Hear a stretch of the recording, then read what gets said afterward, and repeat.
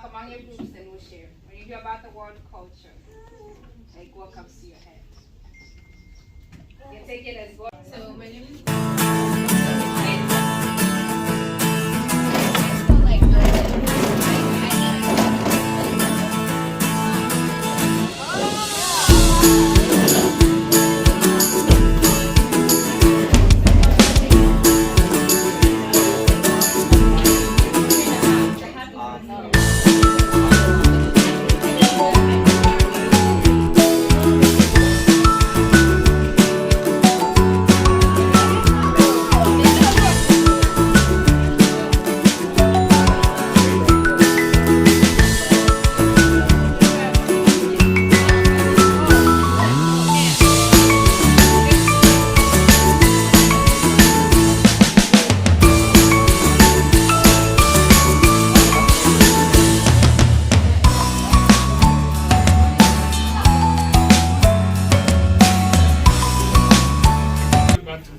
That we're having in this group about worldviews could all be part of, culture and all of that. The fact that I think I shared something here to say, if you ask me my hometown in Ghana, I speak the same language as you speak the Akan, the G language. If you ask me my hometown, I'll mention my mother's hometown, because in my culture we believe that a child is from their mother. So the blood is from the mother and spirit is from the father. So that is an outlook on the worldview. So if you ask an American this question, whichever answer that the person will give is still a function of culture. So if I come to your house and you give me papers to read and you eat, but you go to another person's house and they share the food, that it's still part of culture. Right? Exactly. Yeah. Our group of us thought that it's important to kids the adults. Some of them have been very hardworking. They went back to school and they learned technology. I taught them a bit of technology, but it was important. Now the part. Yeah. So please let's give them a big round of applause. So I am a mom of two, and I pride myself in intentional parenting. I've learned here in the US. I'll go back to Newton's law. It's for every action, there's an equal and opposite reaction. And when I say this, I would say that in everything that you do here in America, it will either come back to you in good or in bad. So whatever you put out to the world, it will bear fruit in the good way or in a bad way. And I'll give an example. So I'm in pharmacy, and so if, for example, I say I'm going out with my friends, and let's say I have a drink or two and I decide to drive, and I am not encouraging drinking. I do not drink, by the way. So I'm not encouraging drinking. Let's say I drink and I get stopped and I get a DUI. That does not, I did not do that in the pharmacy. I did that just outside having fun with my friends. But that DUI might lead to me losing my pharmacy license. And so I lose all the work that I have actually put in for those 6 years being in school. And so for whatever you do, good, bad, it will come back to you some way, somehow. So that's my most important question. what would it be and why? Let me start with that. We didn't have the luxury that you guys have here. What do I mean by luxury? We didn't have shoes. We were walking barefoot. Boys could not afford shorts. They were have only one shirt. And that's it. We didn't have raincoats or pullovers or sweaters. So during the cold season, it was very tough. Well, when we went to school, we could not be given books because it was during the colonial time. And then, please allow me to mention this to you because maybe you don't know much about the history of Kenya. In 1940, the British government passed a law that no African should go beyond grade 4. Full stop. That's it. Why didn't they want that? They only wanted the Africans to be messengers, to be employed in offices as tea people, cooking and doing other small jobs in the office, and sweepers, so that the white men can communicate, can be able to communicate with the African men. Two, the African men also, and please allow me a few more minutes. I don't know, you said about 2 minutes. Yeah. Those are not enough.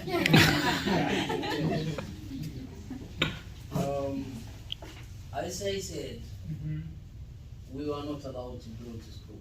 And the system that we had in Kenya of the education was that from grade 1 to grade 4, you had to do a national exam called common entrance.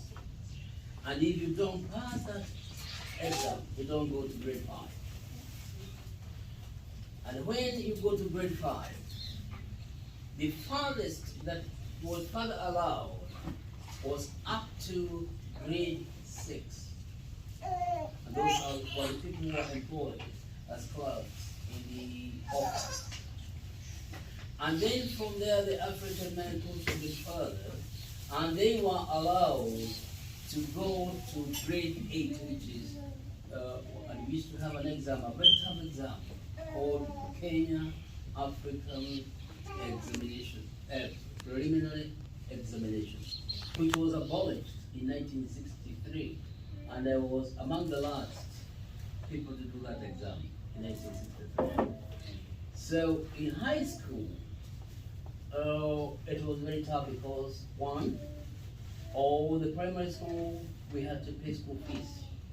And some of our parents could not be able to raise the $20 for the whole year, Kenya shillings.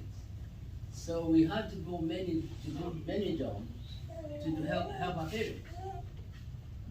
Like myself, I could go and dig the trenches, pick the coffee. I was one of the best coffee pickers. I was very fast.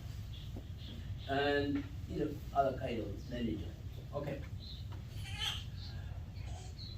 Unfortunately, would you allow me to mention a little bit about my bill?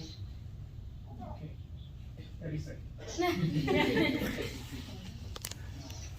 When I went to high school, I was not able to go beyond grade Form 1 in Kenya because my parents would not be able to raise money for that. But since I had excelled, I was employed somewhere 4 years later, and I was employed as a clerk in the church. And the church allowed me to enroll for correspondence in England, in a college called Woodstock. And I was able to do my O-levels. And I also did accounting studies, which helped me to be what I was at that time, because these days I don't do accounting no more. I'm currently a second-year medical student at Woodstock School of Medicine in Ohio. I think I said that I was too young for this question, but in reflection, I am 25 now, and I think something that I would go back to is when I started college at 18. I think that when you start college, you get intimidated by being in a new environment, and you're excited about being in a new environment too. But with being like a female African and being in a PWI, which is like a predominantly white institution, I think that you get the pressure of like changing yourself and forgetting your traditions and like not showing your traditions. So like I had a lot of African clothing that I loved to wear, but during college like I wouldn't wear it because I just didn't want to put attention on myself or like make people realize where I'm from. But it's important to keep where you're from inside your heart. It's important to remember where you're from. I often think back to my parents moving here because I wanted to be a doctor, and that's why they moved here. They would not be here if it wasn't for me, hands down. But it's important to remember where you're coming from and hold on to that. Yes, it's fun to open up to other cultures, and please do. There's so much to learn from other people from different places. But it's also important to remember where you're from. Go back, come back home, go to the church. Like, keep in tune with the people that come from the same place, because those are the people that will motivate you to move forward. So if I were to go back, I think going back to college and realizing how important my culture is and holding on to that, but also having confidence in yourself, because I feel like if I realized where I would be now, I wouldn't have stressed so much. I wouldn't have had so much imposter syndrome of feeling like I don't belong when, like, I walk in a classroom, even though I'm used to that. Once you get to college, walking in a classroom where it's only white people, it's only people that are not from your culture, it can be a little bit intimidating, but don't let that stop you from pursuing your dreams and, like, working hard and keep your head, I know people say keep your head down and work, keep your head high and work. Like, have the confidence in yourself, and I don't want to say any bad words, but you're that person. So, like, keep confidence in yourself and have confidence from where you're from, because you offer so many different perspectives that not other people have, and it's important for you to recognize that as well. So I know a lot of you are, like, reaching that age of, like, thinking about college, or maybe not, I say you might be too young, but just keep that in mind as you move on, that it's important to remember where you're from. Connecting with culture has had my dreams and goals change in life. I feel like, especially in earlier years, it's easy to think about, you move to this country for better opportunities, and your parents, sacrifice so much. So sometimes you want to, you might want to, like, do things for them, or do things for, like, their satisfaction, because they did sacrifice so much for you. So I think growing up, even though I still have a lot more growing to do, I think I've learned and, like, I've changed, like, my opinions and thoughts and even my dreams on doing things more so for myself rather than my parents or, like, the community. Like, thinking about what I want and not necessarily what I'm expected to do. So I think that's how I've thought about my dreams changing, and I think that everybody should always, like, go back to their own, like, values and their own, like, dreams and goals, instead of, like, wanting to please the people around you, whether it be your parents or whoever it is. I think it's important to dream for you and not others. Last weekend, actually, and one of the advice that one of the doctors there said was that the job that you're going into is like a marriage. You should be in love with it. It's like the second kind of marriage you have in life. If you're not in love with it, think about how much our parents work.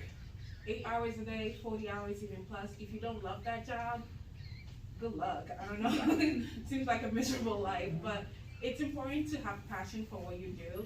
And either way, like, even though, like I said, our parents have made sacrifices for us to be here, what they want is the best for us, period. They may not see your vision right now, but a lot of people don't see how this generation is moving and the different things we want to do. But all they want is your happiness and for you to be, like, successful. However that you define that success, it depends on you, and it depends on how happy you are. I don't think that, like, I forgot his name, I'm so sorry. Like he said, it's not about the pride, it's not about the prestige, it's about really coming home and being happy with your life. So keep that in mind when you're thinking about what you want to do in the future. If something doesn't bring you joy, let it go. I think knowing yourself and who you are and what you want to achieve. But I also want to say that you're allowed to change goals as time goes by. I'll give an example. So I was pregnant last year, and my daughter is less than 2 years old. I was still in pharmacy school doing my rotations, and then I wanted to go and do residency.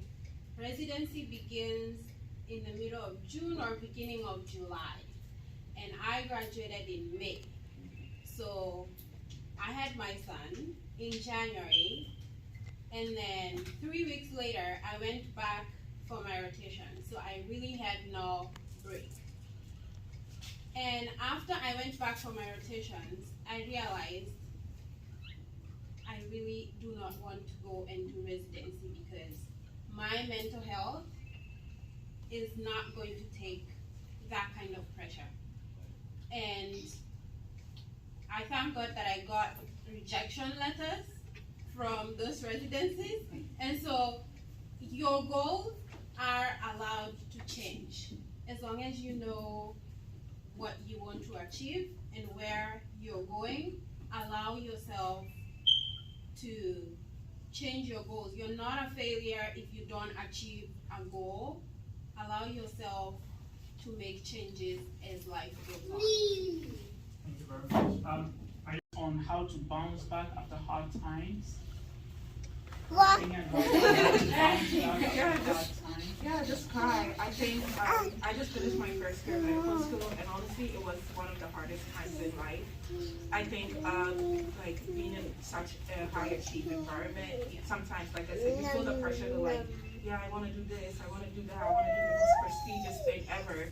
And it's like, sometimes you don't always have to be on 100. Like, sometimes it's okay to take a rest, take a break, and sometimes you will fail. Like, to go, it kind of like helps you like set in and like sit with yourself and really realize why you're doing this and why you want to achieve it. Is it for you, or are you chasing some goal that it's not even yours? So it's important to like take a minute and sit with yourself. If failure doesn't end your career, else I would not be here.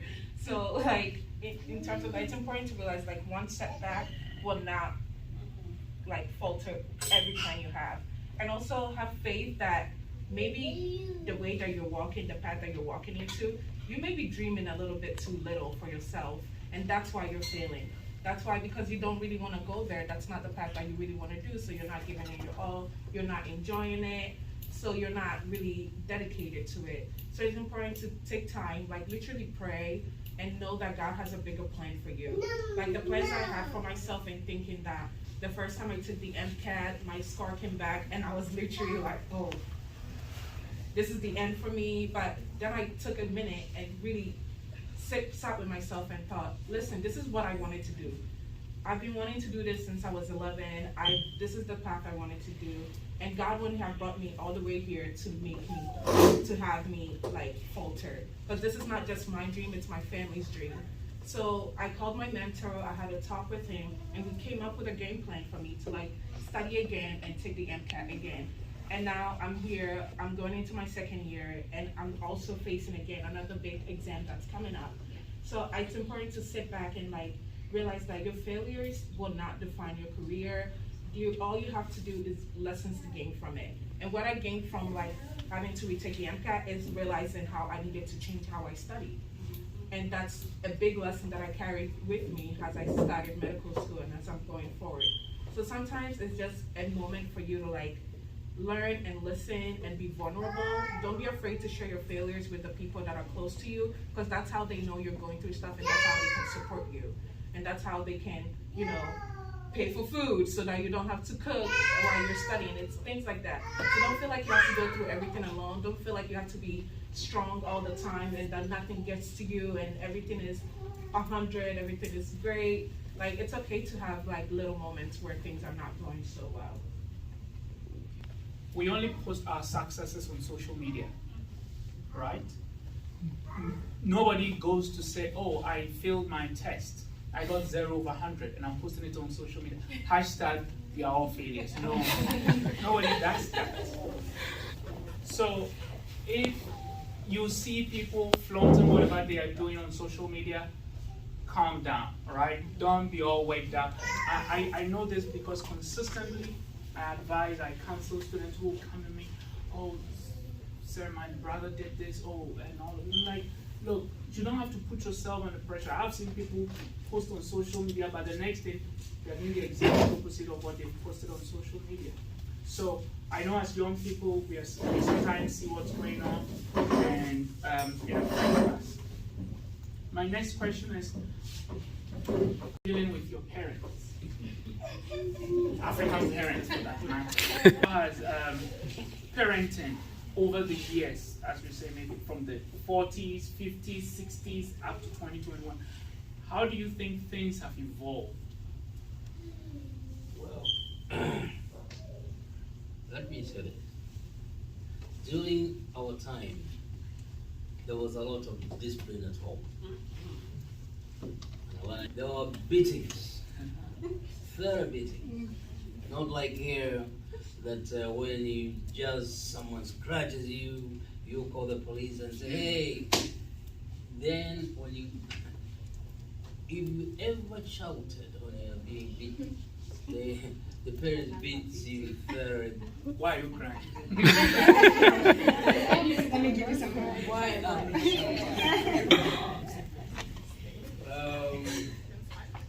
And we had to do a lot of many jobs. At home, boys had to go to braise cattle. They had to cut grass for cattle. Well, I don't know what we call those big long grass cattle and goats. And if there is an animal which is foolish, one of them is sheep. Is so much of a fool, I would call it, that unless you push it, it doesn't go. So sometimes when you get annoyed, you leave it behind, and when you get home, the parent comes, how many? This morning you had so many goats and so many sheep. Then they are counted, and if you miss one, you go back home. And we didn't have the demarcation that we have today in Kenya. Teachers were beating us. When you go and complain at home that the teacher beat you, then you are beaten again. Because you are in discipline. That's why you are being beaten. If, for example, a teacher comes through or past your house and there is that kind of rubbish outside the house, the following morning in school, the church will beat you because you're not keeping your place clean. So we had a lot of issues. Today, life is different. The reason why I was saying I wish I had more time is that I would have wanted to explain to you how the colonial life was, because it was hellish. It was like a hell. Sometimes we were being detained as if we were prisoners. We were enclosed or detained in a village. When you hear villages, they are not the villages that you see now today. There was a trench dug all around the village with spikes all over, and the white man was saying that during the day you are supposed to leave the village if you want to go out at 6 a.m. and come back at 6 p.m. If you are late at 6 p.m., they beat you very well. You are whipped. Well, it's a long history. There, but sometimes I'm like, why were you so strict with me, but so lenient with my sister? But in terms of like, I feel like being here kind of softens parents, at least African parents. I'm the oldest of 3, so I feel like a lot of the things that they went through, I was like the guinea pig, and like they learned how to soften your parenting with me. So it's important to keep in mind that the parents are still learning. I think we forget that parents are also people that are like growing as we're growing. I remember looking at my parents and being like, oh my God, they're so adult and blah, blah, blah. They have it all figured out and they know everything. And now I realize like they were growing. Like my dad had me when he was 30 and now I'm just 25. I just even can't imagine like parenting anyone at this age.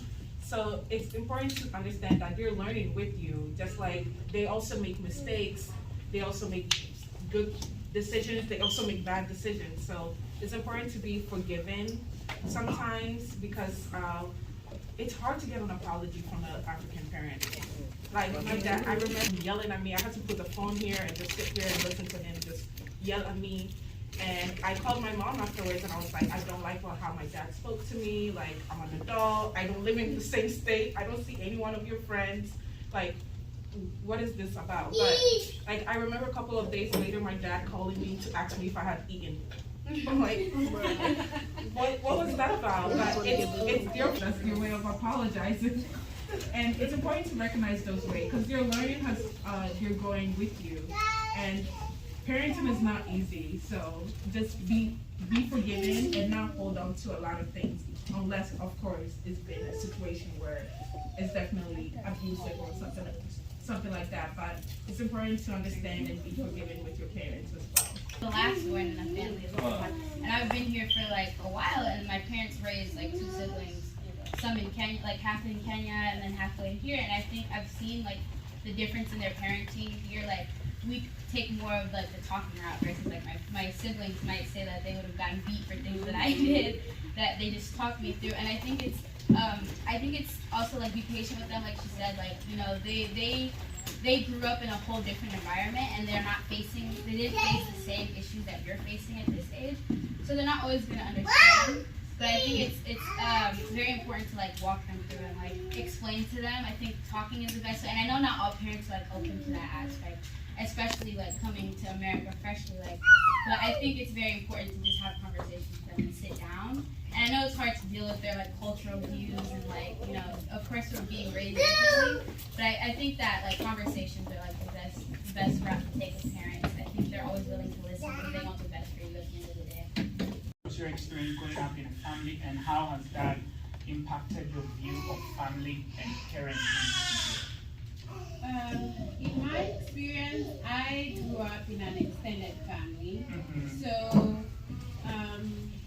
I saw that togetherness and like people coming together for, especially people who do not live with us in the village, and they would come together for Christmas, and we would have a good time. And so that togetherness and just having a good time, and how it has impacted my way of parenting is that I would like that for my children, that I want them to have or to know their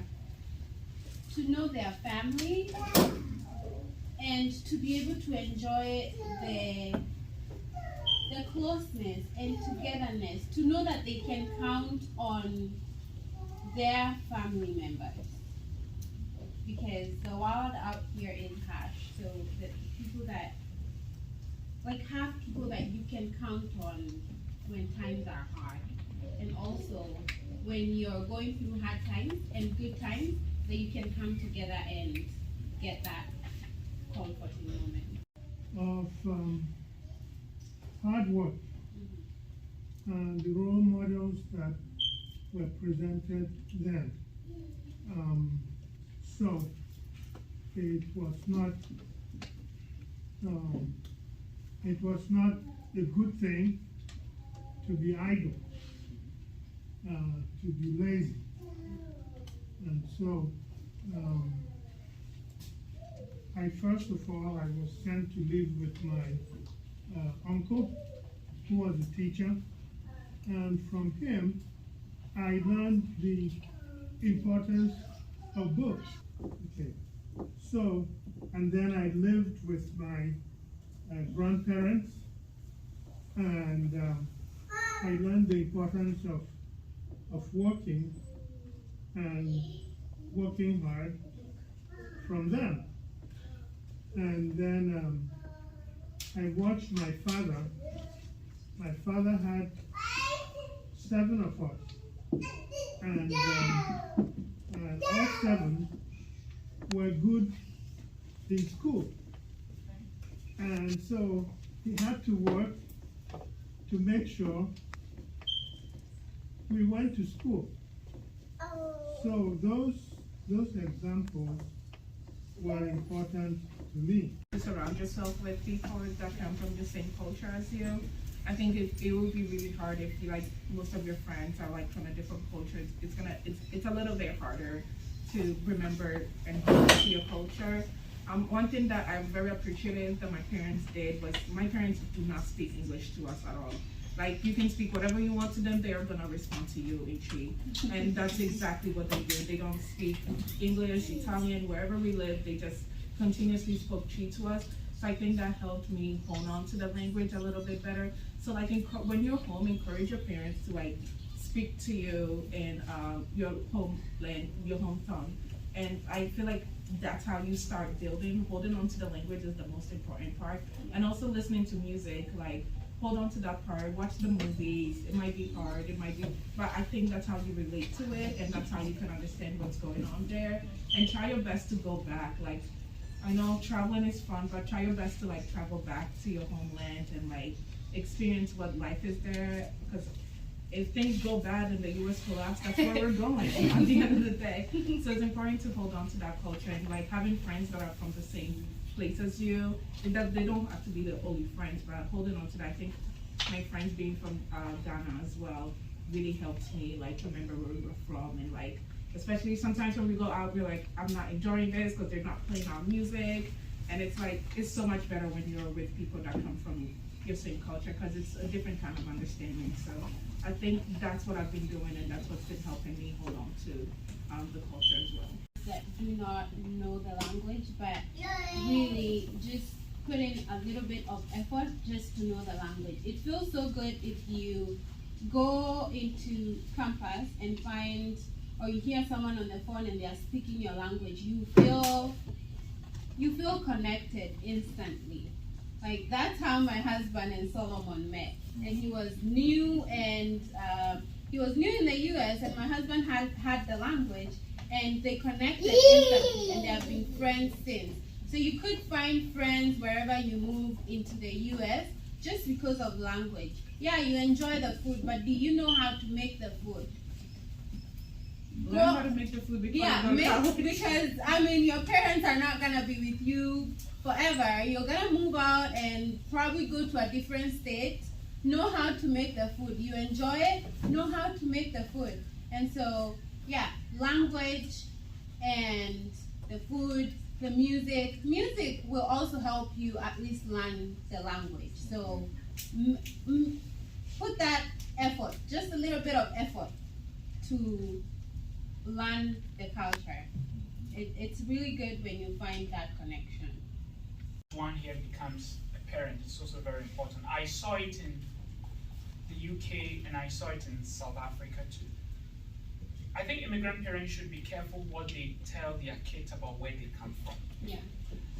And I don't know about Kenya or what, I don't know about, but I have seen like some Ghanaian families maybe tell their kids, oh, there are witches in my family, extended family, so I don't want to take you kids there and all of that. Now, so these parents got old, and they went back to the village where they said they were witches. Now the kids don't want to go there and see them because when they were young, you told them that there were witches there. Yeah. So now, when you grow old, the witches have left the village. You see? Yes. So it's one of the things that I observed is that it's very important that the kind of messages you give to them when they are in their formative years is very important. That really paint your country black. Oh, Kenya, no, there is nothing. No, there are something good about Kenya. Yeah. Nigeria, Uganda, wherever you're from. You communicate or you relate to them so that they grow up having that appetite to go back and say, well, this is where my roots are. Let me get to know more about it and all of that. So I became a Christian at the age of 18. That was back in 1966. I never used to go to church myself, but when someone preached to me, I decided that I should accept the Lord Jesus Christ as my personal Savior. That one helped me to know to indulge in the youth activities that were not the best in my life. And so I started the church in the youth,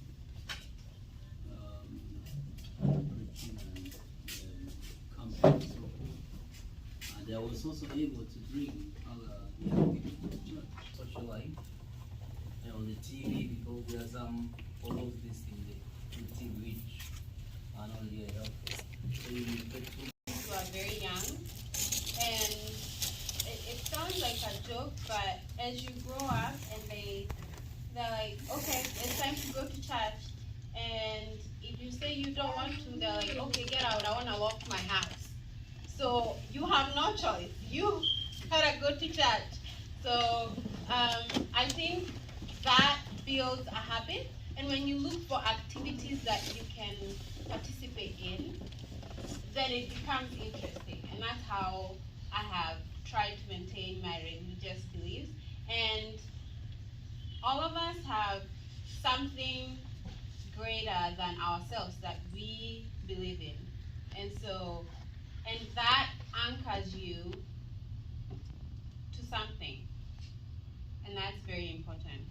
Parents and you buy something, you pay it off, but I feel like a lot of our generation gets stuck into credit cards because they're fun. If you go to Sephora and they give you that credit card, walk away. It's a trap.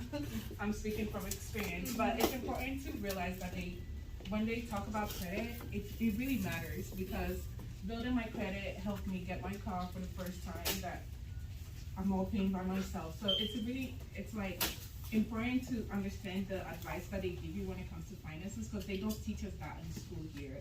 It's a really shopping, whatever, those Clarinana, Afterpay, blah, blah, blah. It's all a church.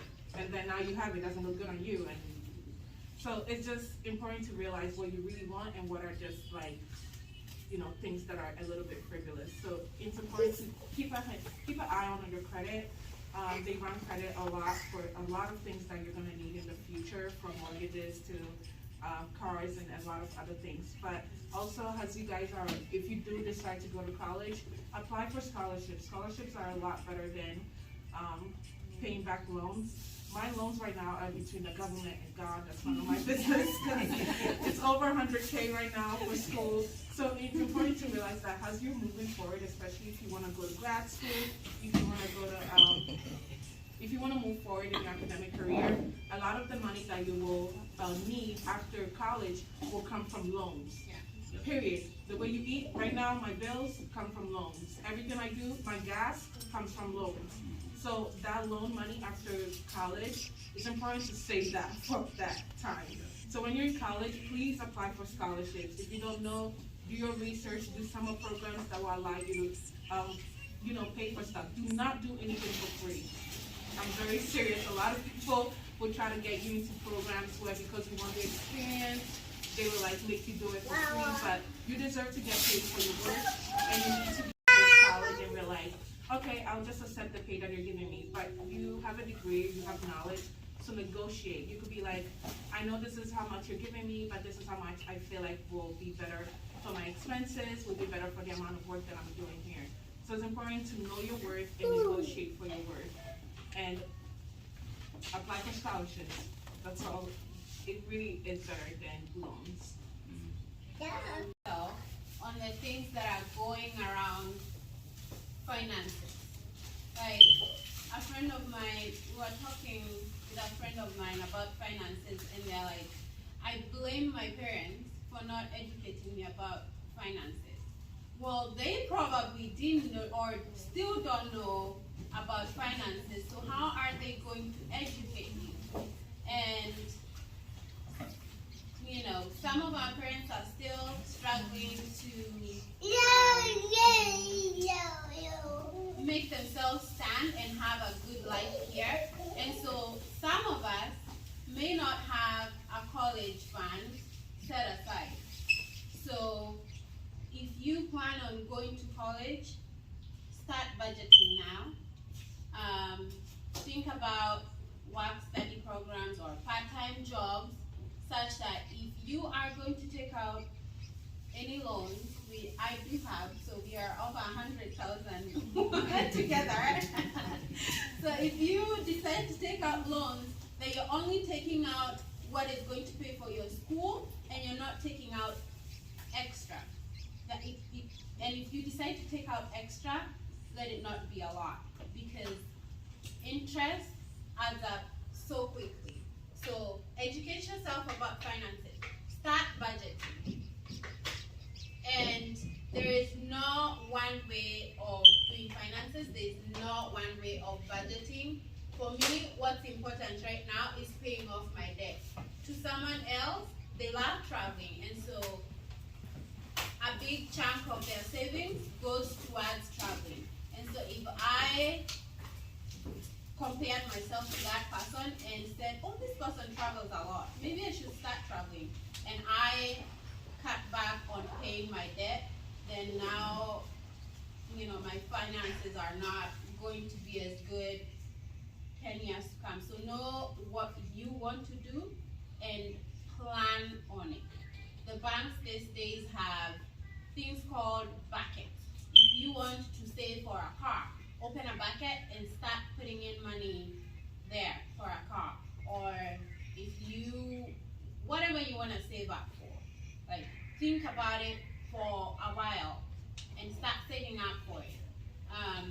Another thing, do not get something or plan for something because you think this is how much I'll be earning, and so I'm gonna get a car right now because I think the job, or I'm gonna get maybe $100,000 car right now because I think the job I'm gonna get is gonna help me pay for it. Well, you might not know how much,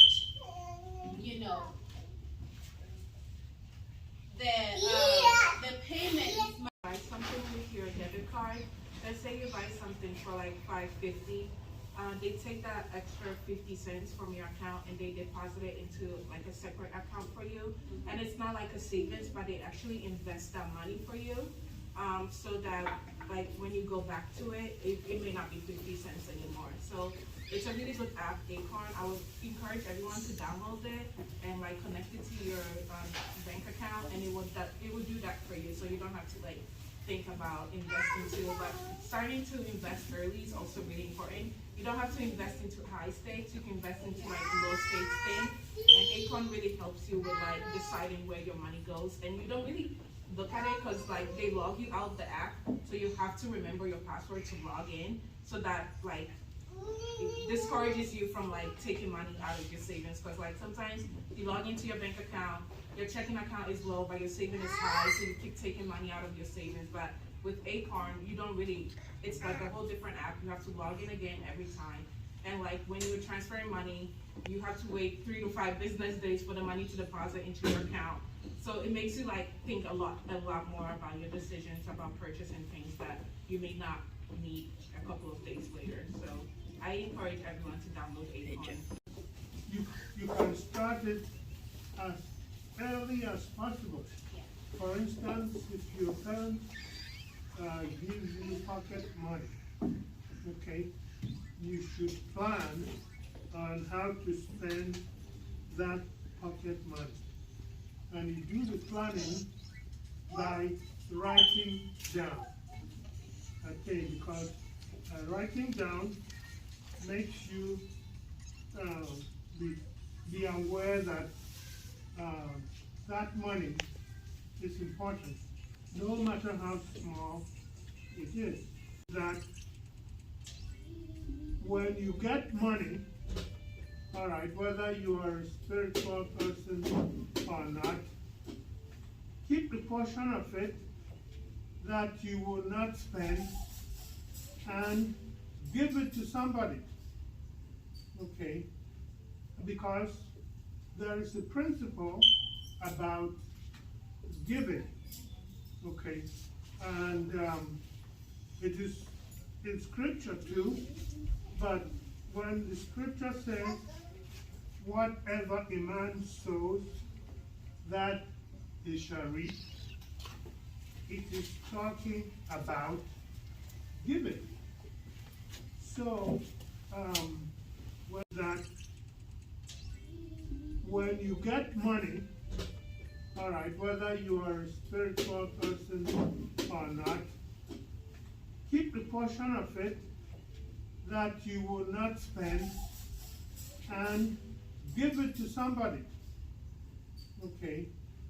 Because there is a principle about giving, okay?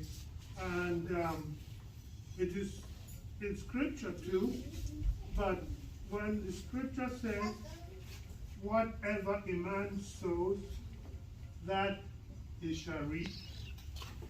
It is talking about giving. So, Good.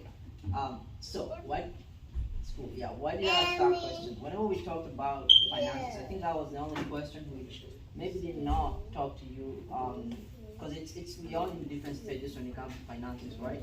You're in school, you don't have a job, so you don't have anything. So if you're in school right now and you don't even understand anything about finances, it's time you can ask your parents about it, you know? For those of us who are working, I think everything which was said there. So your start right now is to learn more about finances, so that whenever you get to getting that little $5 from your parents or that summer job, you know how to do what to do with it. That has a lot of resources where you can go and learn about something. I mean, when I was growing up, if you needed something, you needed to go to the library, but now we have Google, YouTube, all of these online-based resources that make learning and education very accessible. Narrows down to assets and liabilities. Assets, basically in life, what brings value to your life, and liabilities, what doesn't bring value to your life. Let's say, for example, as young people, like while you're in school, there's some activities you see, like maybe I don't want to join this because you feel you're not qualified for it. Everything narrows down to what you perceive in the mind. Let's say for the person who was this story that you used to be told, that the person who was breaking the bulbs, he tried, was it 99 or 99, able to break it, and the light was. If he didn't try that extra time, he wouldn't be having lighting today. So you need to keep on trying. And as young people, you need to perceive. When you perceive the positive, that is what you exactly get. Let's say for mental health, if you perceive I'll become better, your mind practically picks that up, that I'll become better, and it actually gets to the point whereby it actually becomes better. But if you keep on telling yourself, I'm a failure, I can't do this, that is what your mind perceives. And you actually get to see that you're actually becoming drained more each and every day as come by. So when you get to the point whereby you're asking yourself, I'm young, I'm still in school, what can I do? Get that positive, and also have that person who can be an accountability partner to you. We all have friends, yes, but have at least that one person that you can say you're accountable to. Let me use Sally, because I think I know her. So let's say my accountability partner is Sally. So when I feel that I'm at the point where I'm not able to pick myself up, I'll be able to talk to Sally that this is a problem that I have. What do you think I can go about this problem? So as young people, don't think that you're too young to not get it in this world.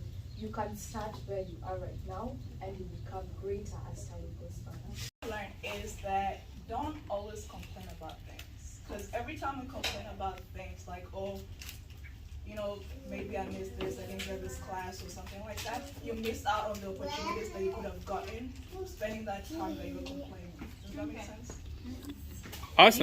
Hi everyone, my name is Ian, and if I were to give you all one piece of advice about high school, it's definitely have fun and try new things. Always try new things, be open to new ideas.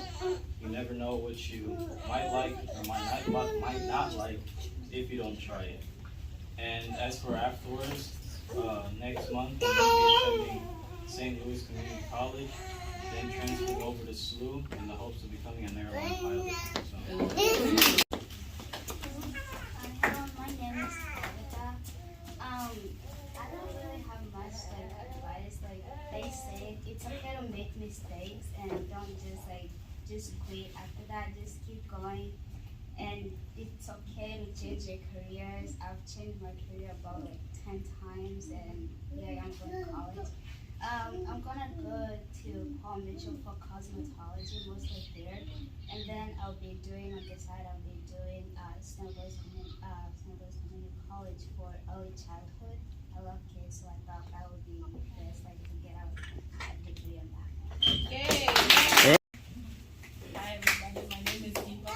I think one piece of advice I would give you is there's a lot of peer pressure in high school, and I think if you just go in knowing your values and what you stand for and what you're there to do, I think you'll be fine. So just stay true to who you are.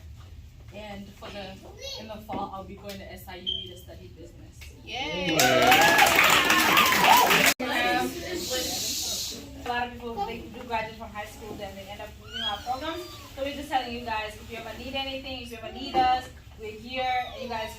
to also be involved in things. We wish you all the best in the years ahead. We know you guys are going to do great things, so congratulations. Okay, You're so gonna stop again. last thing that I would tell y'all is like find someone, like should say like somebody, you know, to hold you accountable. Let's say like somebody like Geoffrey, you say he's successful, like Pan over here, or like anybody over here, just ask them their failure story. Learn from their failures, so like that will make you even push harder rather than just always celebrating their success without knowing the background of where they come from.